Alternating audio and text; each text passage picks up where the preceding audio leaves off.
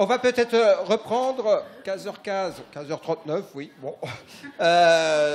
Donc, sur cette table ronde qui est un petit peu sur... enfin, qui n'est pas un petit peu...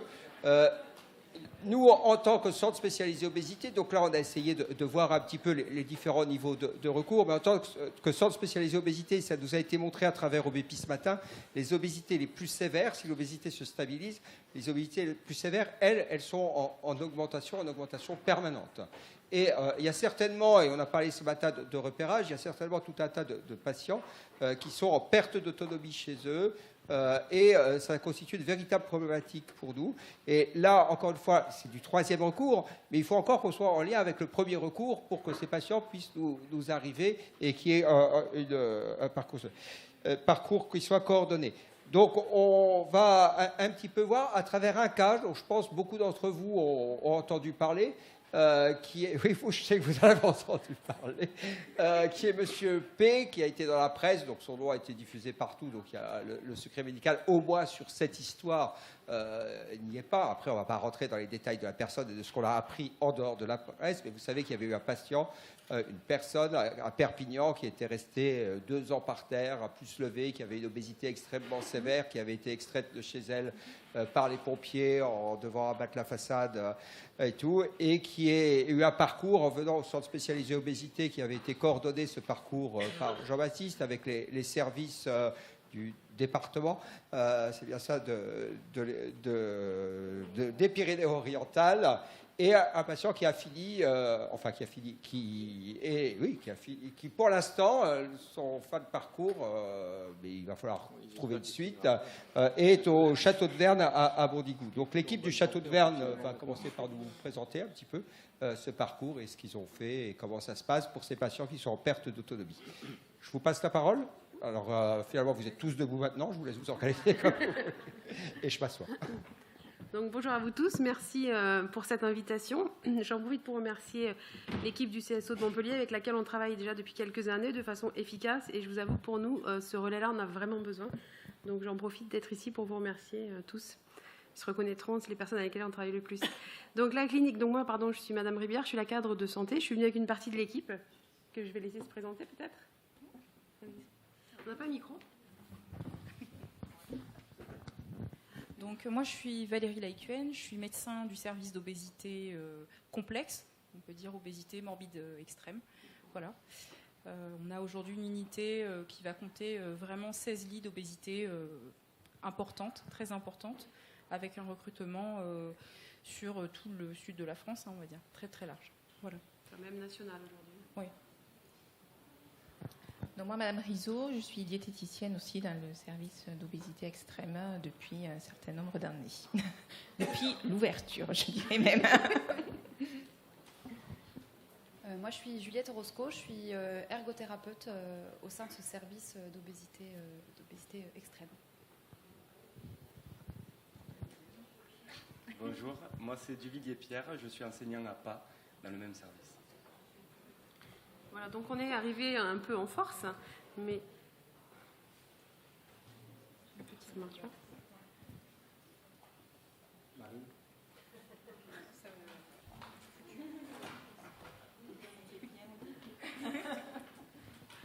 On vous a mis principalement en fait un diaporama photo pour pas être trop lourd. Là, c'est un dessin fait par une patiente en fait il y a quelques années. Je crois que c'est daté de 2015. Mais ça représentait bien le travail fait à la clinique. Contrôle L, c'est pas ça tout à l'heure. Juste faire avancer. Voilà. Donc voilà, comme je vous le disais, on est venu quand même en force à 5. Mais en fait, voilà, le service, c'est un service où il y a beaucoup de personnel et vraiment on a une habitude et je pense que la qualité du service est liée aussi à ça, c'est le travail d'équipe. Donc on a quand même souhaité vous faire un visuel un peu de l'ensemble de l'équipe qui est composée essentiellement donc évidemment d'infirmières, d'aides-soignantes qui vous verrez ont un rôle essentiel dans notre prise en charge, ainsi que les paramédicaux qui sont là. Il nous manque le kiné bien sûr et l'assistante sociale. Et la psychologue, pardon. Comment j'avance? Contrôle L.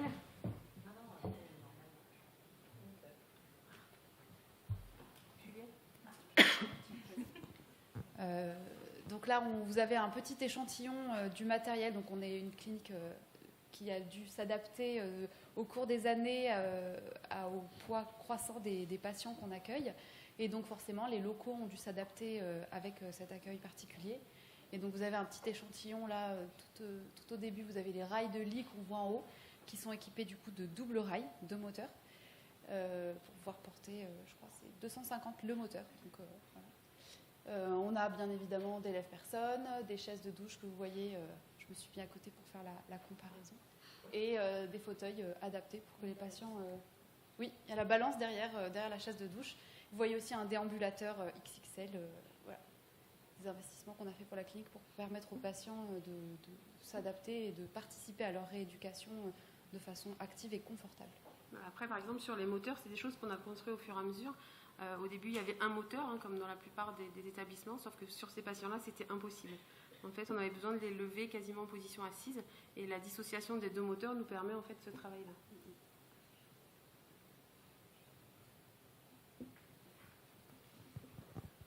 Alors, concernant l'activité physique, pour ces patients en obésité massive complexe, c'est essentiellement du travail indiv en chambre, avec du petit matériel, mais c'est vrai que des fois on peut utiliser les ponts qui se retrouvent au-dessus des lits pour plus de facilité. Ça évite de se faire mal nous-mêmes. Et voilà, c'est vraiment ludique. Bon, là, on avait pris des photos d'une patiente pour justement continuer la prise en charge au domicile avec son coach APA et ses kinés. Et voilà, lui montrer des petits exercices très simples à continuer au domicile.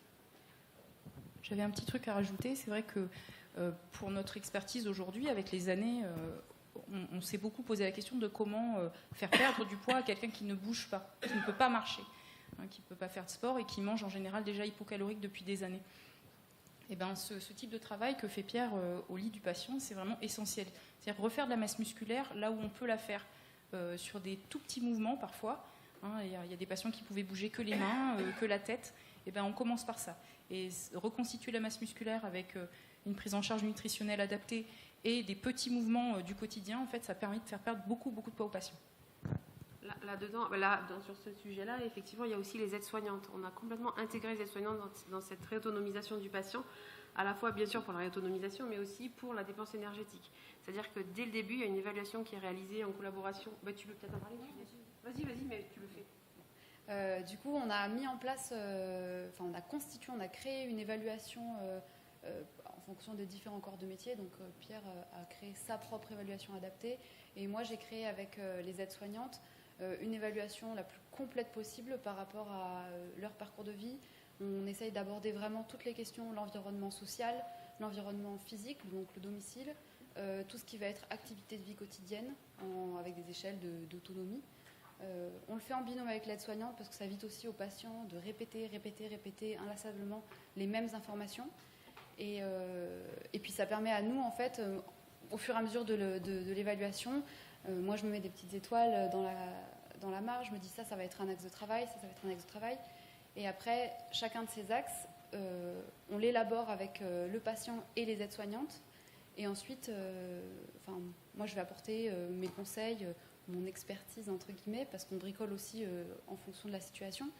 Et ensuite, c'est les aides-soignantes et les infirmières qui font de la répétition, parce que finalement, une séance d'ergo 3 fois par semaine, c'est pas ça qui va faire que le patient va vraiment progresser en termes d'autonomie. C'est la répétition multi-quotidienne par les aides-soignantes et les infirmières qui vont vraiment nous permettre d'asseoir tout ce qu'on met en place avec les patients en termes paramédicaux.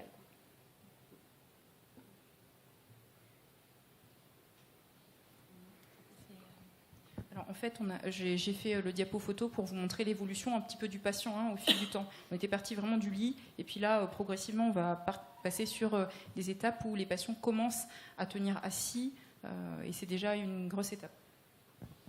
Du coup, grâce aux évaluations que l'on refait en permanence tout au long de la prise en charge, on peut faire évoluer le patient en activité physique et donc augmenter le niveau d'activité physique. Là, on peut voir une gym dans le couloir sur des patients qui peuvent sortir des chambres, qui peuvent se mettre debout. Bien sûr, après, dans les prochaines diapos, on peut voir aussi qu'ils peuvent descendre en salle de sport, parce qu'on a 2 salles de sport à la clinique. avec un plateau technique de qualité. Et donc du coup, on est toujours dans la recherche de progression.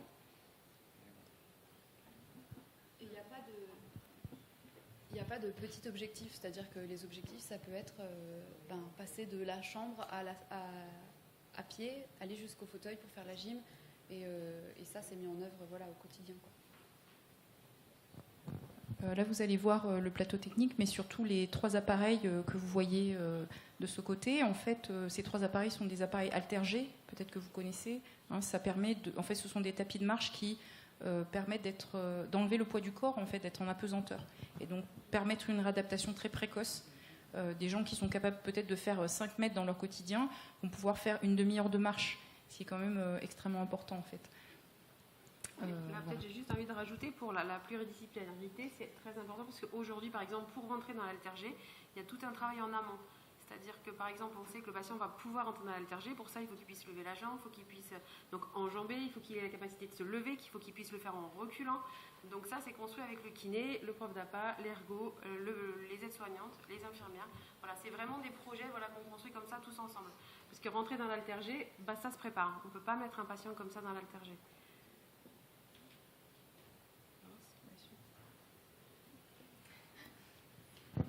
Une de mes nombreuses tâches au sein du service, ça va être aussi de travailler sur le retour à l'activité. C'est des patients qui sont alités, enfermés chez eux depuis de nombreuses années. Et ce retour à l'activité, il n'est pas du tout anodin. Enfin, ça, c'est un patient qui a failli faire une crise d'angoisse juste en sortant à l'extérieur de sa chambre d'abord, puis de la clinique.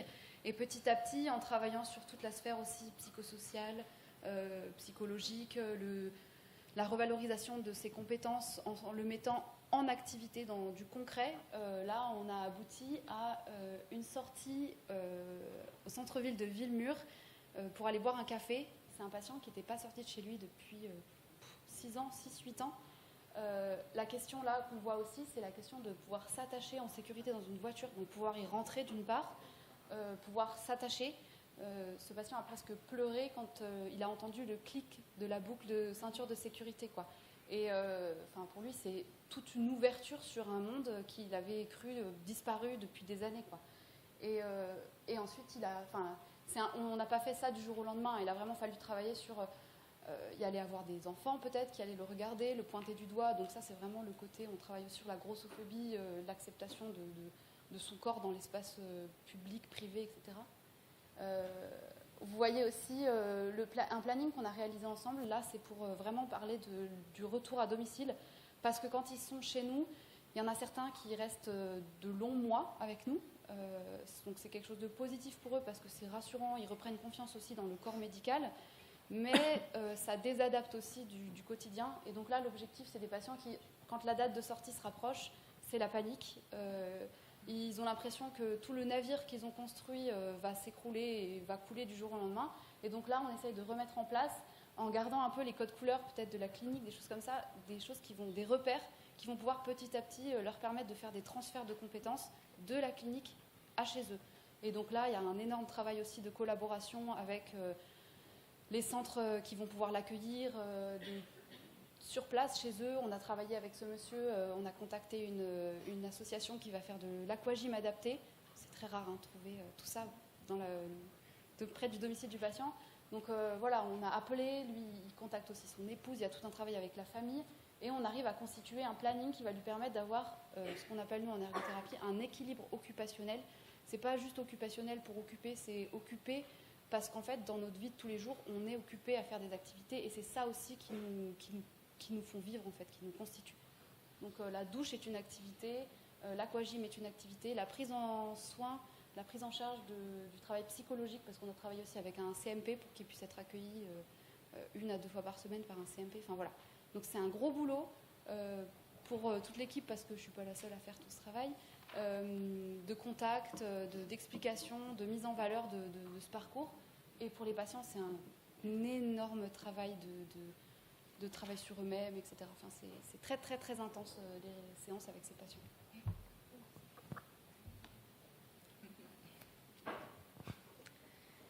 Alors là, on voit le patient du coup en atelier cuisine, mais là, il est en fin de parcours. C'est-à-dire que moi, je vais prendre le patient en début de parcours pour ces patients-là. Mais au départ, c'est vraiment, on va dire, réévaluer le risque de dénutrition. Donc ça va être mon premier objectif. Et ensuite, tout un axe qui va se développer au niveau de la nutrition et du plaisir tout au long du séjour, pour qu'après, ils se reprennent en charge, on va dire, plus concrètement. Donc, il peut y avoir justement Juliette qui va venir aussi m'aider dans les déplacements, dans ce qui va, le matériel adapté quand il va revenir à la maison. Et là, c'est vraiment développer le côté plaisir, le côté sensation alimentaire. Alors, nous, on est, depuis plusieurs années, on travaille sur les sensations alimentaires avec les patients dès le départ, et plus le séjour avance et plus on y va en fait. Mais c'est les sensations alimentaires, c'est les sensations avec le corps, c'est travailler sur de la méditation, se reconnecter à sa respiration, à ses sensations physiques, et se reconnecter à ses sensations alimentaires, à la faim, le plaisir. Donc vraiment le plaisir pour tous les patients, hein, il faut vraiment qu'il soit présent dans le quotidien, parce qu'on sait très bien par expérience que plus un patient est frustré, moins ça tient. Donc c'est vraiment, là, l'atelier cuisine, c'est aussi leur amener une variété. Nos patients ont une alimentation très pauvre en choix, en variété. Ils sont très difficiles, hein, très très difficiles. Et donc là, l'atelier cuisine, ça va aussi les reconnecter avec des différentes saveurs et se réapproprier, cuisiner pour soi, se régaler, apprendre à se régaler et apprendre à ressentir le goût, les odeurs, le toucher aussi, hein, revenir sur le toucher alimentaire, hein, qui est parfois oublié. Voilà, donc là, avec ce patient, ce jour-là, c'était... Alors, pour ces patients-là aussi, on a du matériel adapté, mais on a des cuisines. Et quand j'ai des patients, soit là qui viennent, ce patient-là n'était plus en fauteuil roulant, mais j'ai aussi des patients qui viennent en fauteuil roulant. Donc, je vais prendre 3-4 patients quand j'ai des patients avec des fauteuils. Parce que même si on a quand même une grande salle, je ne vais pas pouvoir accueillir 8 patients, ce qui est le cas quand on a des patients en obésité, on va dire, plus classique. Hein, voilà. Là, pour ce type de patient, on est vraiment sur de l'adaptabilité du matériel, de l'espace, qu'ils aient aussi assez d'espace pour cuisiner, que ce soit un moment agréable de partage. Et puis, le moment du repas, c'est aussi, puisque là, pour le moment, nos patients mangent en chambre, là, enfin, on se retrouve ensemble avec le regard de l'autre, avec le regard de la diététicienne, hein, donc, qui est toujours bienveillant. Et comme on est sur un travail sur les sensations alimentaires, on essaie en tous les cas qu'il y ait le moins de frustration possible, hein, pour ces patients. Voilà, et donc là, ils avaient fait une mousse au chocolat, des frites, hein, une bonne salade aux chèvres chaud. Voilà. Alors j'avais mis une toute petite partie, on n'a pas la psychologue avec nous, mais bien sûr le travail de fond, d'ailleurs transversal, il est de travailler tout ce qui est émotionnel. Hein. Émotionnel, gestion du stress, des angoisses, des phobies, des traumatismes, et j'en passe. Évidemment, tous les patients dans le service ont des troubles alimentaires, donc voilà, c'est notre quotidien. J'ai mis gestion des conflits parce que effectivement ça aussi c'est notre quotidien, c'est-à-dire qu'ils ont un isolement majeur et des troubles du comportement et du relationnel de façon générale en fait. Et donc c'est aussi réapprendre à parler à l'autre, à communiquer et à accepter le regard de l'autre, etc. Donc on fait un gros travail. Là vous voyez un travail d'art-thérapie au milieu, un travail d'art-thérapie d'une patiente qui a évolué au fur et à mesure du séjour sur ces représentations, voilà. Là, il y a un exemple de travail fait par, de travail éducatif, hein, qui arrive qui est là tout au long du séjour. Hein. J'ai mis tout à gauche ce qu'on appelle nous le filéo. C'est un outil de changement. En fait, c'est poser des objectifs avec le patient, réfléchir sur son parcours. Ensuite, vous avez un exemple d'atelier qu'on a mis en place avec les aides-soignantes sur la sexualité. Il faut aussi en parler. Voilà, il y a un atelier mis en place par les aides-soignantes qui s'appelle Peau-Net sur la prise en charge de ces troubles voilà, de peau, hein, problèmes dermatologiques qui sont récurrents. Et on a, pour faciliter les évaluations, tout ce qui est de l'ordre de l'éducatif, hein, mis sur tablette. Voilà, des petits exemples. Et voilà les photos du patient que vous avez pu peut-être voir à la télé, Monsieur P, qui marche bien, qui va bien médicalement. Aujourd'hui, ça fait 1 an et 5 mois qu'il est chez nous. Donc voilà, nous espérons trouver des solutions bientôt. Il va revenir à Perpignan, normalement, dans les mois à venir. Et voilà. Par rapport à ce patient, on l'a vu aussi, et ça, c'est l'importance du devenir. C'est qu'à partir du moment où des solutions concrètes ont commencé à s'ébaucher par rapport à un retour dans sa région, donc d'abord il y a eu de l'anxiété, de la peur de retourner parce que que vont devenir mon appartement, que va devenir ma maison, elle a été emmurée, enfin c'est beaucoup de questions qui le tracassent énormément. Et à partir du moment où on a eu en tout cas une ébauche de solutions, c'est un patient qu'on a vu éclore, enfin vraiment au sens littéral. Enfin, ce patient, il a commencé on l'a vu de plus en plus sortir dans le couloir, puis ensuite jusqu'aux machines à café, dans le parc, enfin vraiment. Et donc là, c'est l'importance des devenirs pour ces patients, parce que eux, ils se pensent dans une impasse.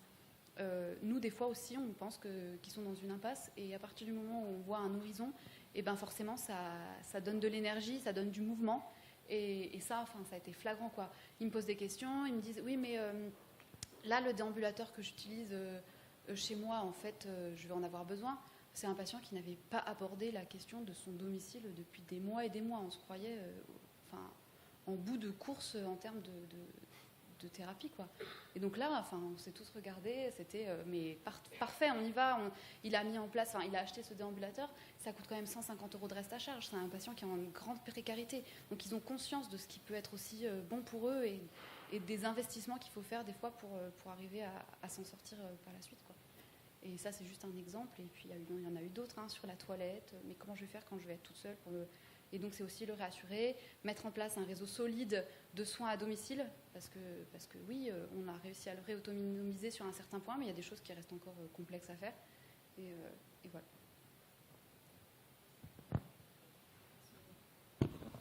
Merci. Donc,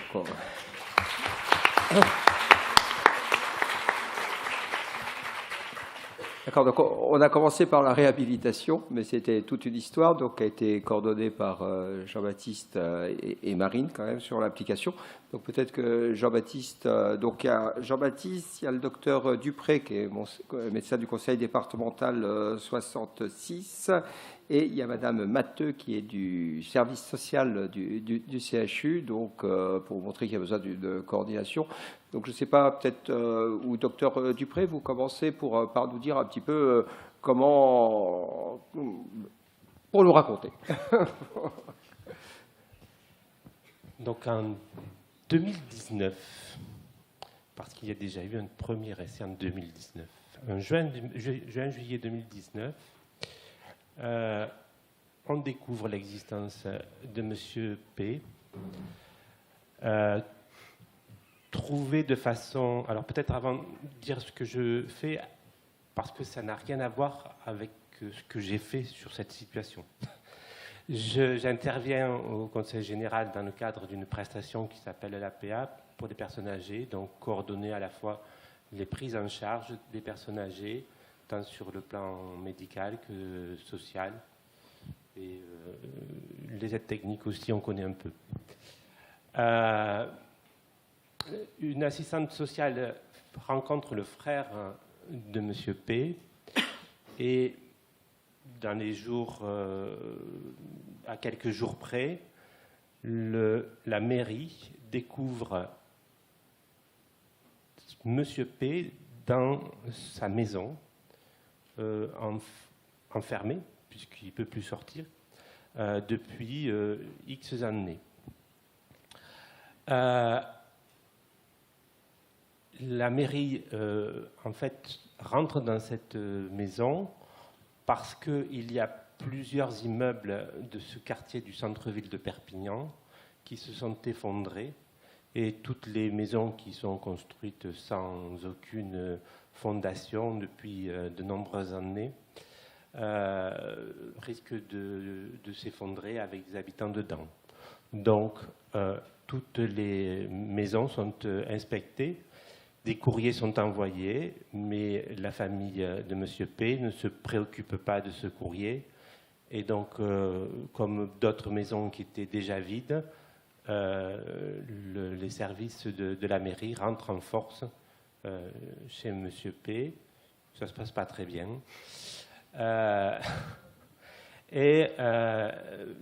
Le personnel de la mairie découvre cette situation et alerte, sans trop savoir qui, les pompiers parce qu'ils ont l'habitude de travailler avec eux.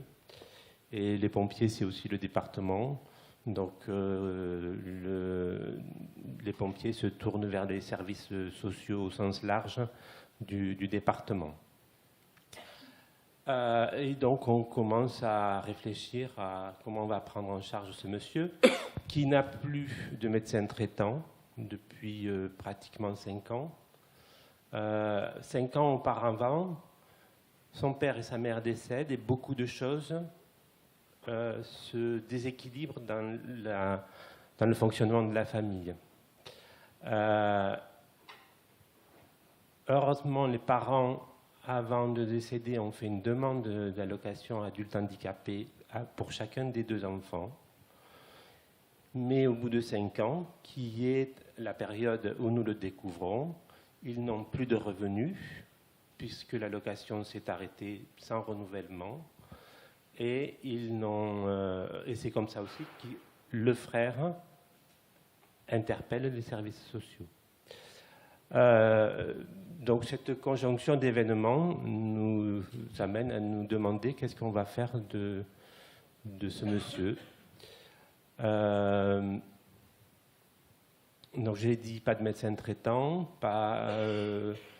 et de toute façon, même s'il y avait un médecin traitant, on voit bien que l'importance de la prise en charge ne suffira pas avec simplement par une consultation par un généraliste.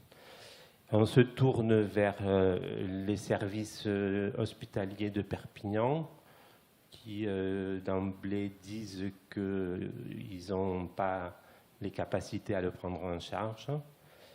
Et déjà, on commence à organiser comment pourra se faire l'extraction de M. P de son domicile. On tourne beaucoup en rond. Le frère est très opposant. Il a pris un ascendant sur M. P lui-même. C'est lui qui décide de beaucoup de choses. Et la survie de M. P tient aussi à l'état aux décisions de son frère, qui est déficient intellectuel, donc il n'a pas toujours des bonnes approches, mais c'est quand même lui qui a la même mise sur les événements. Il a un côté un petit peu mystique et il considère que c'est une punition pour son frère d'être dans cet état-là, parce qu'il a rompu avec son épouse. On essaie de travailler l'acceptation par le frère de la sortie de M. P. Au bout de 4 mois, le frère ferme la porte, nous empêche de revenir. M. P. lui-même reste un petit peu soumis à son frère et accepte que rien ne se passe. Et pendant le reste d'une année, nous n'avons plus de nouvelles de M. P. Et même si moi j'ai régulièrement des SMS où il me dit tout va bien, il n'y a pas de problème, etc. Et de toute façon, quand on s'y présente, personne n'ouvre, on n'arrive pas à en savoir plus. Un an plus tard, le frère de M. P a déposé une plainte, a pris un avocat. Je pense, mais ce n'est pas très, très clair pour moi, que l'association de patients obèses a est aussi intervenu. De quelle façon, je n'en ai aucune idée. Et donc, on remet en route tout ce qu'il faut pour pouvoir s'assurer de la solidité de la maison, prévoir un certain nombre de choses, prendre contact avec le service hospitalier de Montpellier qui pourra le prendre en charge. Ce n'est pas du tout mon champ habituel. C'est un peu compliqué pour moi d'arriver à trouver les bonnes personnes. Je le reconnais. Je ne suis pas du tout dans ce domaine et les premiers coups de fil ne donnent pas grand-chose. On réessaie, puis finalement, vous décidez de venir voir sur place ce qui se passe, ce que peut-être on n'a pas su décrire suffisamment bien ou que c'était tellement énorme que ça paraissait incroyable. Même pour nous, voilà, ça reste une interrogation. Et donc, vous venez sur place et vous constatez la situation. Et du coup, les choses s'accélèrent très vite. Je crois que même pas à moins d'un mois de votre venue est organisé le transport jusqu'à l'hôpital de Montpellier, puis vous prenez le relais. Voilà l'histoire, la partie d'histoire sur laquelle j'étais avec M. P. Pardon. Merci, en sachant que pendant tout ce temps-là, ce monsieur était chez lui par terre. Hein, il est resté chez lui 5 ans par terre. On dit posé 2 ans. Posé sur le sol. Hein. 5 ans.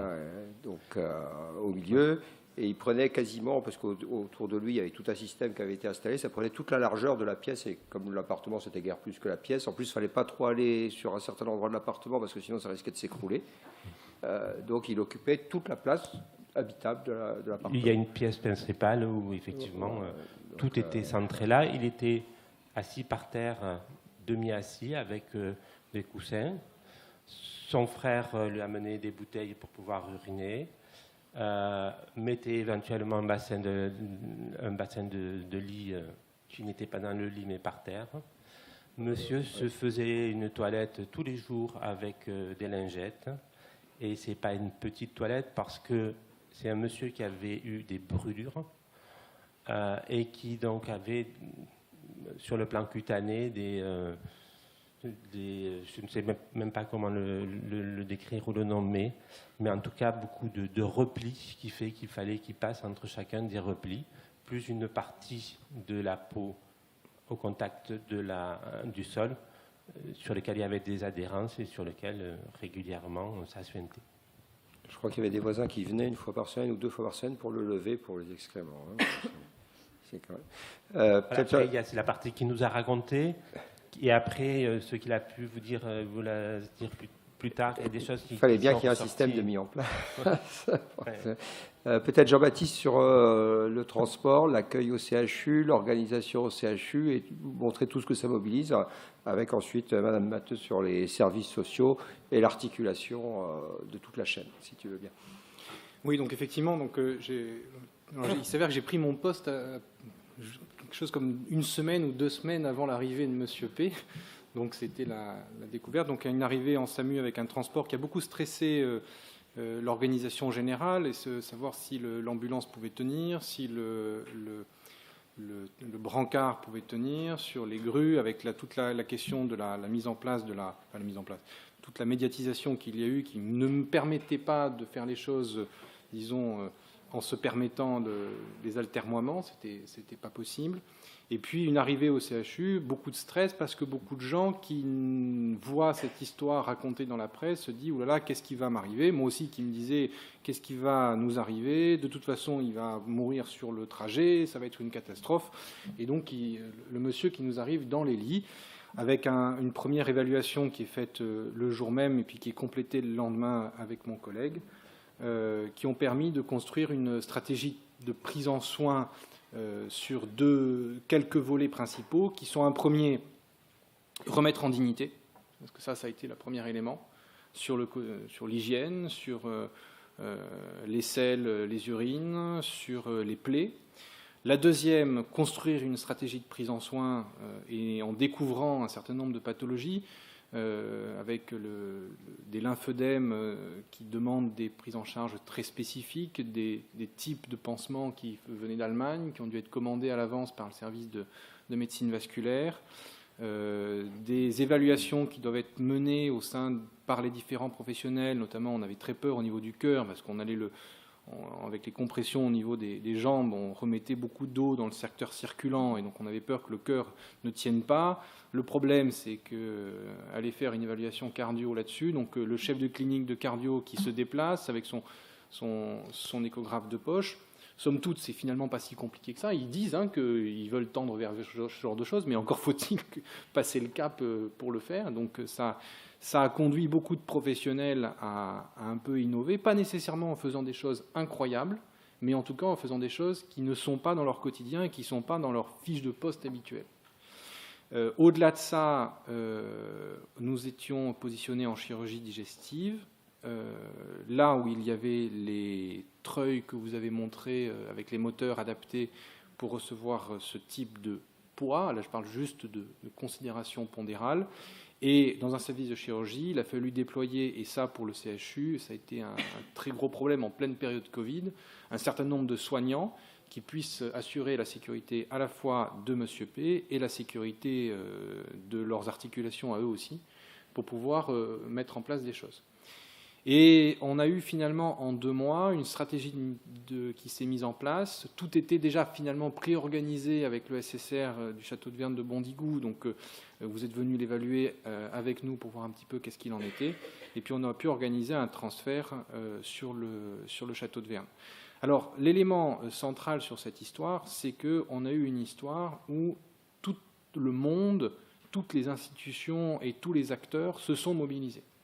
Et c'est vraiment l'élément sur lequel je veux insister, c'est-à-dire que nous, on a énormément appris avec M. P, à la fois d'un point de vue strictement médical sur qu'est-ce qui se passe, à la fois en termes de comment est-ce que ces personnes-là se présentent et vivent 5 ans au sol, et comment est-ce qu'elles arrivent à ressurgir. On est passé par du chaud et du froid en termes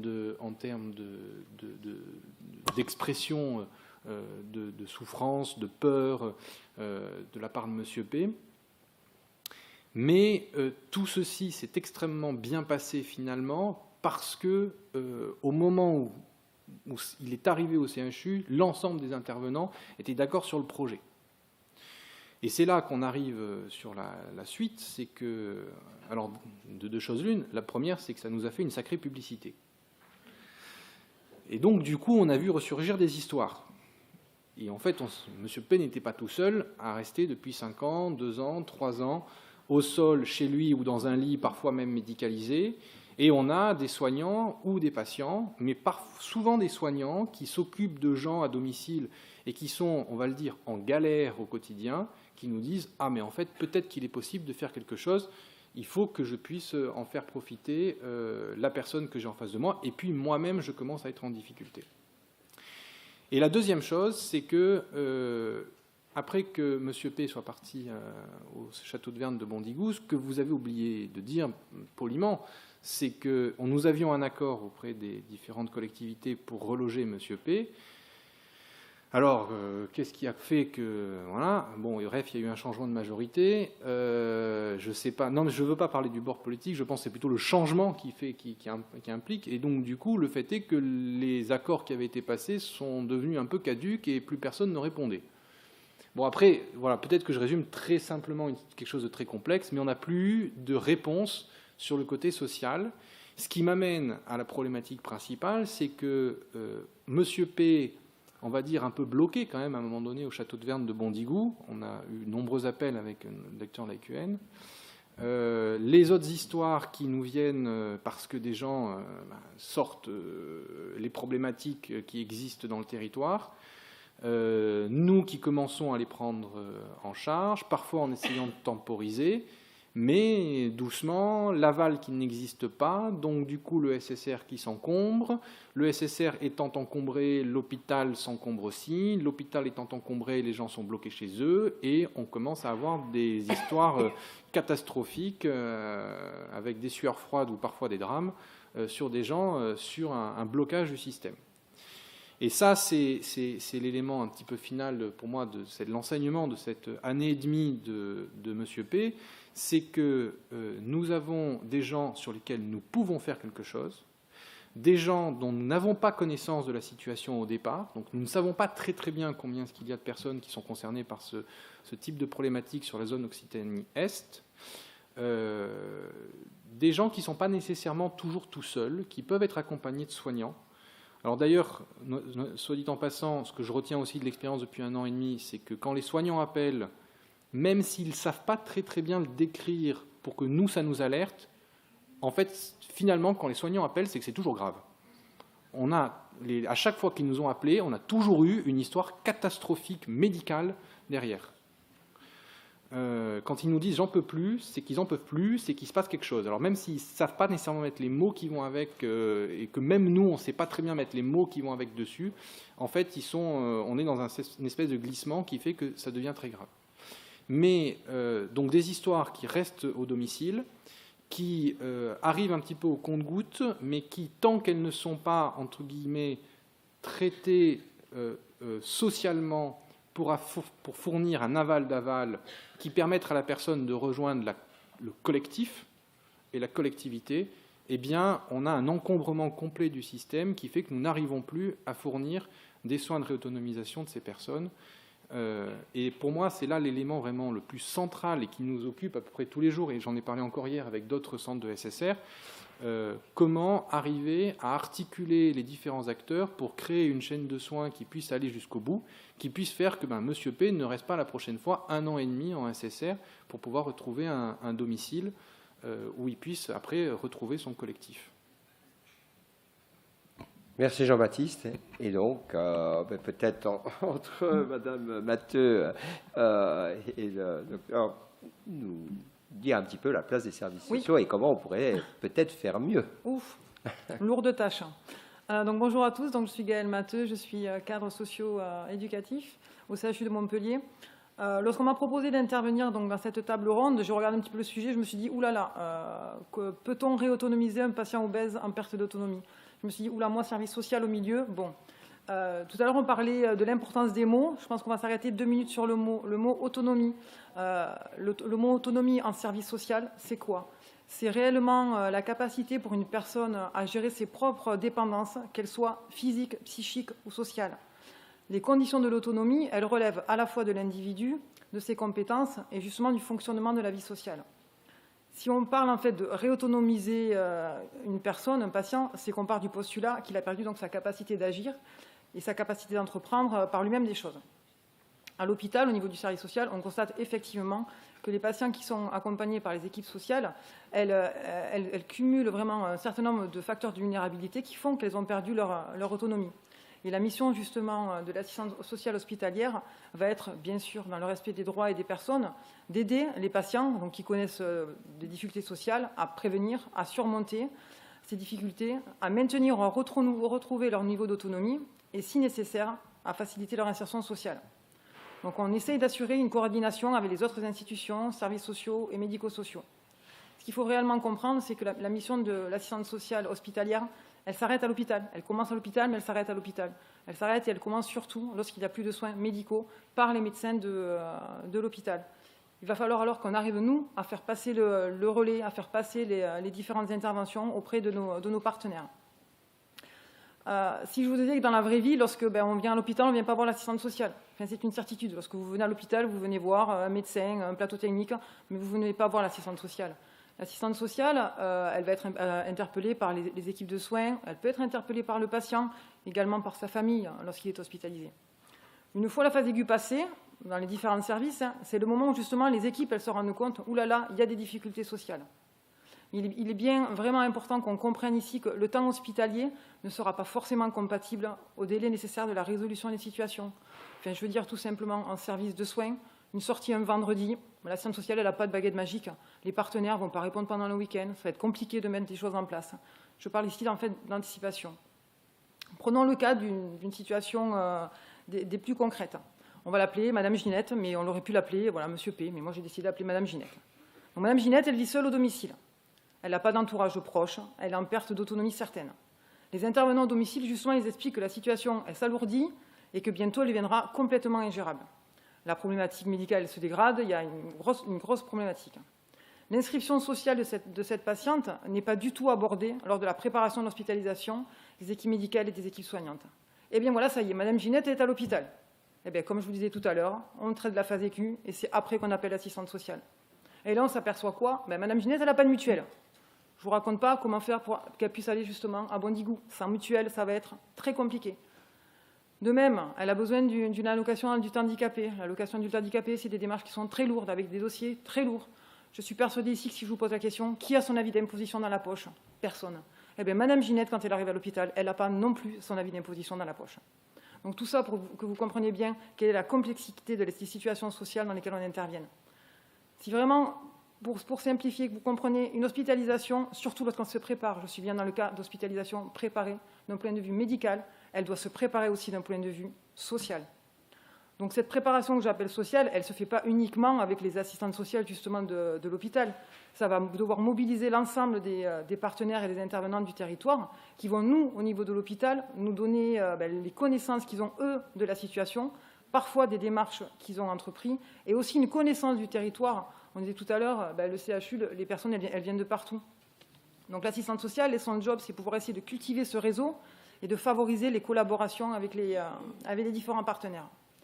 On est parti du constat au niveau du CHU de Montpellier d'une nécessité d'anticipation, d'une coordination et d'une fluidité de parcours de soins.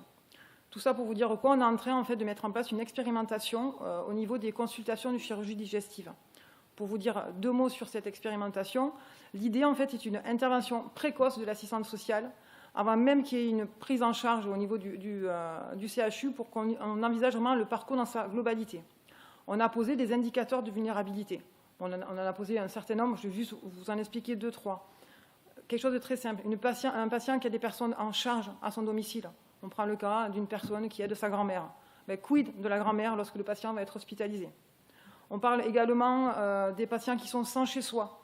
Comment organiser la faisabilité, la continuité des soins lorsqu'on est sans chez soi? Ou alors un patient isolé qui va peut-être subir une chirurgie et qui va avoir besoin de choses mises en place à la maison, c'est pareil, comment on va pouvoir l'organiser? Concrètement, lorsqu'un patient arrive pour sa première consultation de chirurgie digestive, on lui remet un questionnaire très simple, c'est des réponses par oui ou par non. Le patient va le répondre et lorsqu'il va rencontrer le chirurgien, il va justement lui regarder et il va très vite voir, en fait c'est simplement s'il y a un oui, il y a ce qui s'appelle un critère de vulnérabilité, un critère de complexité et il doit avoir des indicateurs d'alerte.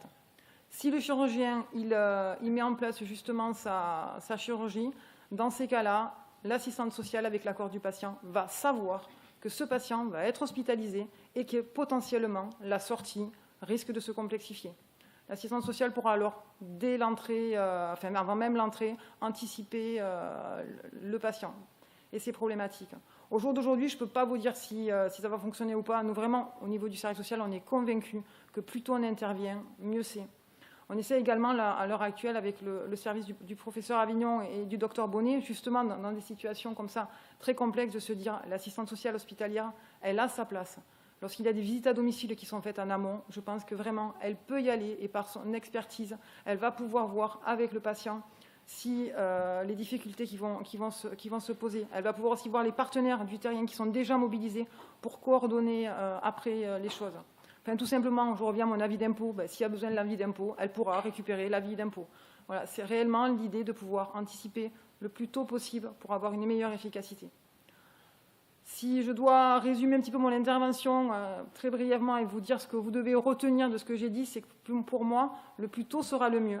Plus tôt l'assistante sociale intervient, plus fluide sera le parcours de soins. Après, quand on prend la situation de M. P et vraiment des personnes qui sont en grande obésité, je pense qu'il y a de nouveaux moyens à créer. Il y a des choses à mettre en place qu'il va falloir qu'on innove, qui ne sont peut-être pas là aujourd'hui, mais qu'il va falloir ensemble qu'on trouve des solutions. Voilà, je vous remercie.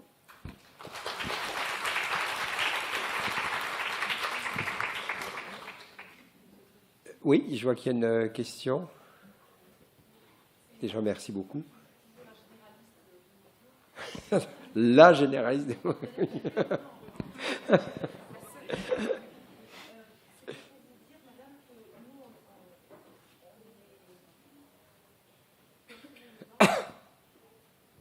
Personnellement, quand j'ai besoin, enfin, quand il y a besoin de faire justement tout un travail administratif, ben, je suis soulagée quand ce sont les assistantes sociales des structures hospitalières ou extra-hospitalières qui le font, enfin, ou je veux dire dans les cliniques qui le font, parce que dans les acteurs territoriaux, ils font ce qu'ils peuvent, mais les assistantes sociales des villages, enfin, des villes autour de Montpellier, ils sont saturés, et il y a des grandes difficultés, beaucoup de retard à la mise en place des APA ou autres. Et généralement, vous avez un rôle facilitateur, mais énorme. Et ça permet de structurer cette prise en charge. Et quand les gens reviennent chez eux, c'est quand même beaucoup plus mis en place et ça peut avancer. Parce que nous, on ne peut pas faire tout ce rôle. Moi, j'ai déjà appelé les assistantes sociales à Moguio. Elles me disaient, bon, on fait ce qu'on peut. Mais s'il n'y a pas de partenaire familial qui peuvent venir donner les documents, c'est pas possible. Alors, je vais juste rebondir sur cette intervention pour dire que alors, ce qu'on a essayé de monter, alors on essaye, donc les gens viennent, etc. Mais alors le rendu, il faudra qu'on progresse au fur et à mesure pour arriver à quelque chose qui soit toujours plus pertinent, c'est de faire des hospitalisations de jour d'évaluation. Cette hospitalisation de jour d'évaluation, je vois vos évaluations de kiné, etc. On aura beaucoup de choses à y apprendre pour les compléter, les améliorer, etc. Mais sur cette évaluation de jour, sur cette hospitalisation de jour d'évaluation, j'insiste pour que dans la programmation, et je vois les infirmières programmatrices ici, pour qu'elle n'ait pas lieu s'il n'y a pas l'assistante sociale. Pour que l'assistante sociale y soit et qu'on essaye de faire un premier point, n'est pas nécessaire. Alors moi j'aimerais bien qu'on arrive jusqu'à prévenir l'hospitalisation, mais qu'au moins on puisse la préparer et en amont. Par contre, l'élément, mais peut-être que je le dis, c'est que l'assistante sociale, moi je trouve ça toujours un peu magique quand on arrive à voir les trucs, mais l'assistante sociale du CHU, ce qu'elle ne peut pas faire, c'est remplir l'aval de l'aval. Il y a des miracles qui sont faits sur les lits d'accueil médicalisés, etc., mais il y a quand même toute une série de patients qui ne sont pas finalement si éligibles que ça aux LAM, etc. Ce n'est pas le truc le plus adapté. Et là, par contre, il y a la question de la collectivité, où est-ce qu'elle se positionne et quelle réponse elle donne. Et alors, c'est sûr, le CHU, c'est une entité, la mairie, c'en est une autre, etc., etc.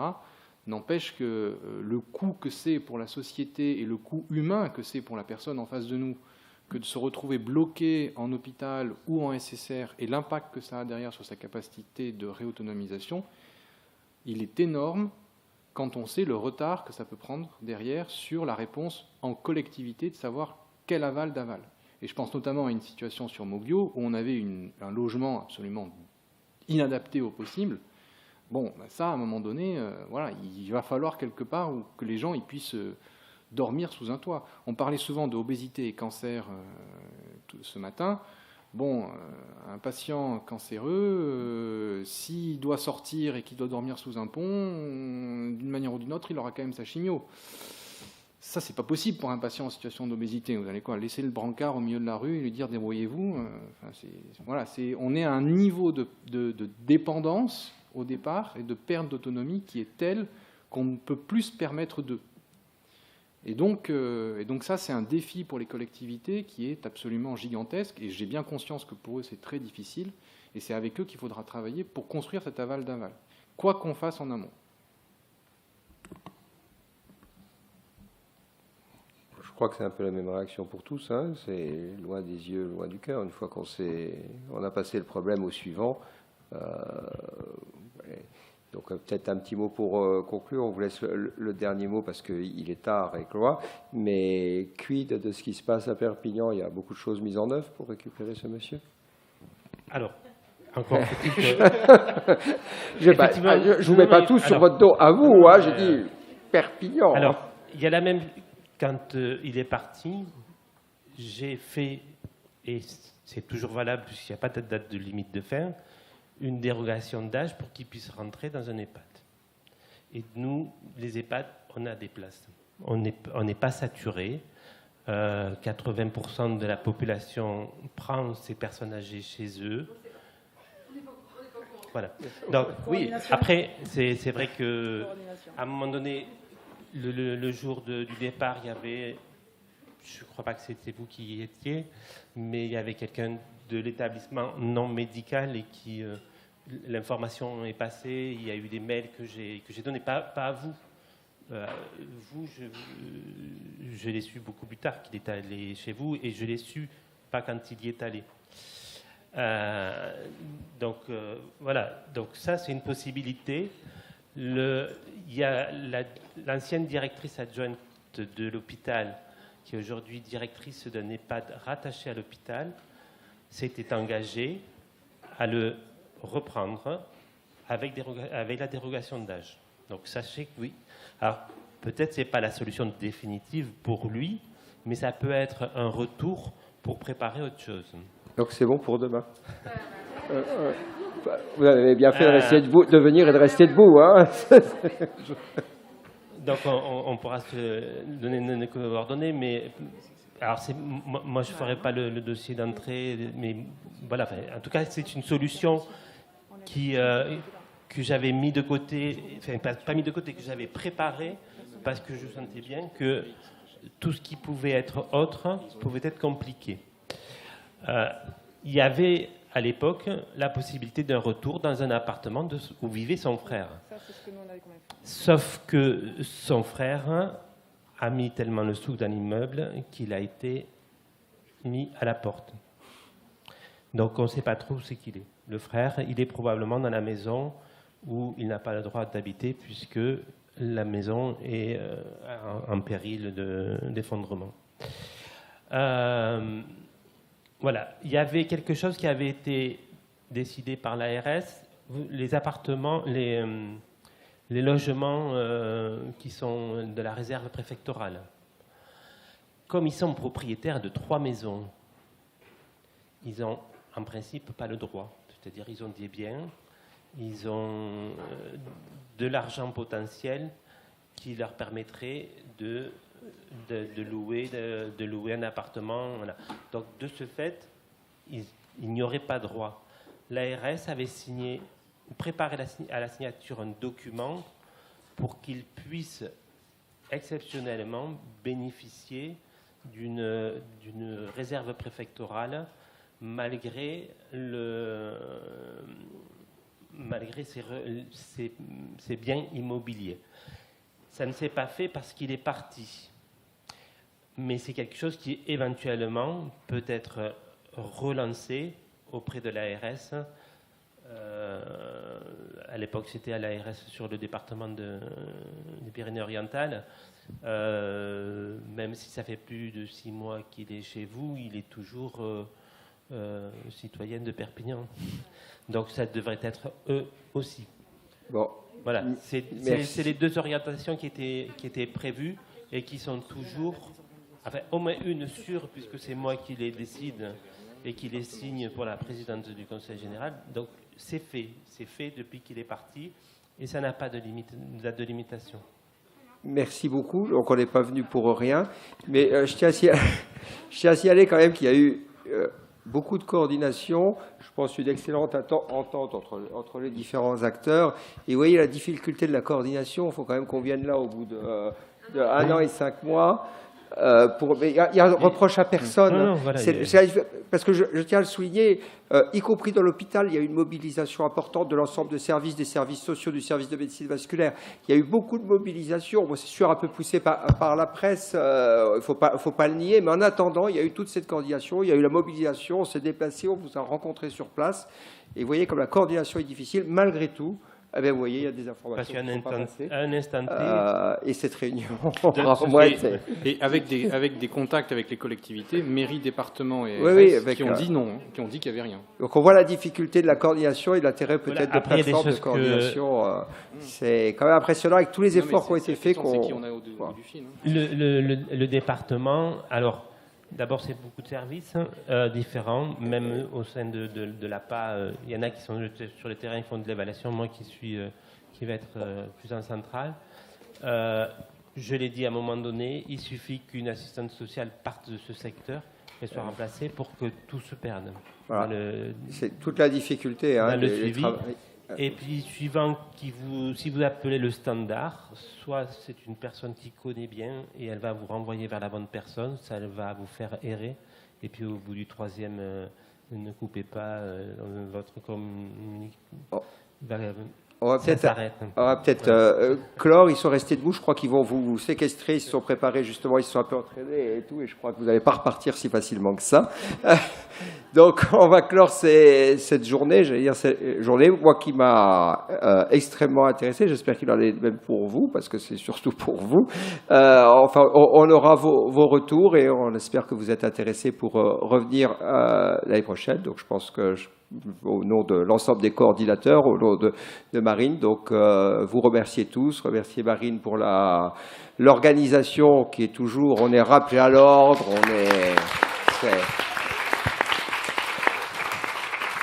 Elle nous fait souffrir, mais c'est réussi après.